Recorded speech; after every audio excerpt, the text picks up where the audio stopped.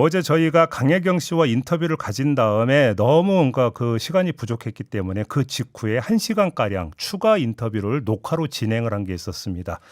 그 내용 가운데 일부를 편집을 해서 지금부터 우리 애청자 여러분들한테 들려드리도록 하겠습니다. 아마 지금까지 거의 공개가 되지 않았던 비하인드 스토리와 관련된 이야기일 것 같은데요. 들어보시죠. 선거와 관련해서 네네네. 내지 자리와 관련해서 소통을 했던 네네네. 사람들. 그러면 지금까지 언론이 거의 주목하지 않았고 보도가 되지 않았던 인물 중에서 가장 기억에 남는 인물이 누가 있습니까? 지금 그 이번 그러니까 그 조기 대선 네. 관련해 가지고 국힘 일단 제 기억으로는 국힘 쪽에서 지금 홍정욱 전 씨의 의원- 이름이 예. 이제 거론이 되는데 예. 윤석열 대통령을 이제 우리가 만들자 명태균 씨가 저한테 이제 얘기하기 전에 네. 홍정욱을 대통령을 만들어야 된다. 관련 자료를 한번 찾아봐. 해가지고 제가 그분 계정에 들어가고 뉴스라든지 이런 보도된 거를 자료를 다 수집을 하고 있었어요. 거의 한 약 일주일 정도. 근데 갑자기 그게 수습이 됐어요. 그 시점이 언제였는데요? 그게 2월, 3월. 2월, 3월. 네네. 아, 20, 그러니까 윤석열 전 대통령이 검찰총장 그만두기 직전이네. 직전. 네네네. 그러면 그때 명태균 씨는 윤석열 당시 총장이 아니라 홍정욱 전 의원을 차기감으로 점찍고 점 찍고. 이제 자료 조사부터 이제 시작을 네네, 했다. 맞습니다. 근데 일주일 만에 딱 중단돼 버렸다. 한참 작업을 하고 있는데 하지 마라 하면서 이제 김영선을 통해서 이제 윤석열과 접촉을 했던 걸로 저는 알고 있거든요. 아, 그래요? 네네. 그러면 처음에 이른바 그 명태균 씨가 찜하는 대상은 윤석열이 아니라 홍정욱이었다. 그래서 조사는 어디까지 진행이 됐었어요? 일단 그냥 그 홍정욱 관련돼 있는 그 SNS 계정에 뭐 유튜브에 올라와 있는 내용들 영상 다 다운받고 캡처하고 언론 보도돼 있는 그것도 양이 어마어마했을 텐데. 그러니까요. 엄청 그러니까 하루 종일 그거 앉아서 그거만 찾고 있었거든요. 근데 갑자기 이제 수습해버리니까 또 목표 지점이 바뀌는구나. 그러니까 그때 명태균 씨와 홍정욱 전 의원 간에 무슨 소통이 있었던 건 아닌 거죠? 소통까지는 제가 정확하게 모르겠습니다. 그러니까 지금 맥락으로 보면은 이제 누군가를 하나 만들고 싶은데 누가 좋을까 해서 일단 그 1순위 후보로 홍정욱 전 의원을 찜하고 네네. 기초 조사 작업에 들어갔던 그쵸, 단계잖아요. 근데 그죠? 그 얘기가 지금 이제 딱 얘기 나오니까 여기서 명태균 씨와 접촉을 한 사람이 있나? 갑자기 뜬금없이 홍정욱 이름이 탁 떠오르니까. 그렇죠. 그럼 명태균 씨가 찜한 게 아니라 누군가가 의뢰를 했을 수도 있겠네요. 이론상으로는. 네네네. 그건 아신 바는 그까지는 없고. 모르고. 네. 근데 아무튼 일주일 만에 끝났다. 네, 맞습니다. 그런 일이 있었군요. 그리고요, 또. 그리고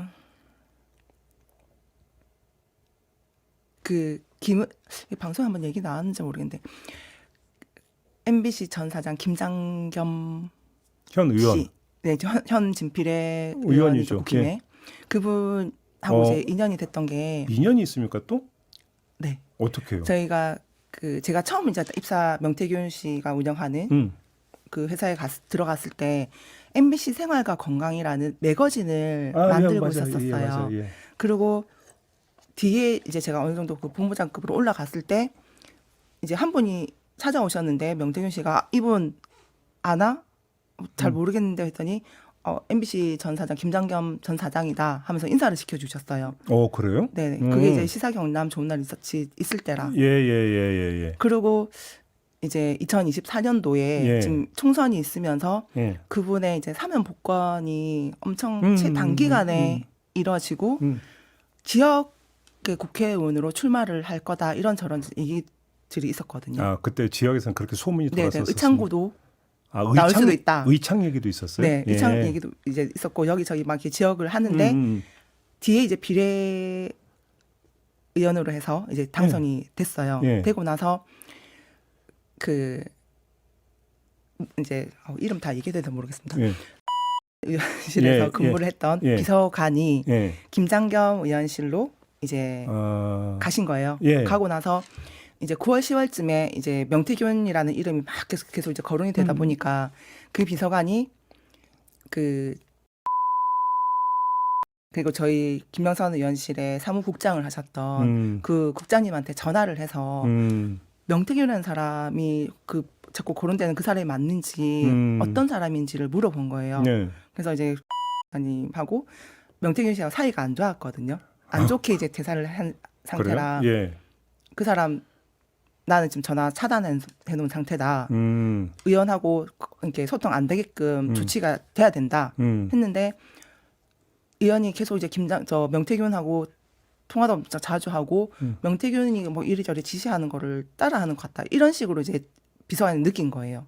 그럼 무슨 말씀이 좀 더 구체적으로? 그러니까 김장겸 씨가 명태균 씨랑 계속 소통을 하고 의원 된 후에도 예. 후에도 의원실에서 이제 명태균 씨랑 계속 통화를 했나 봐요. 네. 그러면서 이 비서관이 자꾸 이제 명태균 김장겸이 자꾸 명태균 하니까 이 사람인가? 하고 확인을 한 거예요. 확인 전화 들어온 거고. 네네네. 그러면 김장겸 의원이 비서관한테 어떤 지시를 했다라는 겁니까? 그 지시 얘기는. 내용까지는 정확하게 모르겠습니다. 그러면 김장겸 의원이 뭐 지역구에 나갈까 어떻게 할까를 막 할 때 혹시 뭐 여론조사 이런 것도 의뢰한 적이 있었어요? 여론조사는 그때는 저희가 밀양구 연구소 자체가 폐업이 됐기 때문에 그건 안 했고. 조사는 따로 한 건 없습니다. 그러면 김장겸 의원과 명태균 씨도 상당히 긴밀한 관계에 있었었다? 네, 오래됐고 관계가. 오래됐고. 네네네.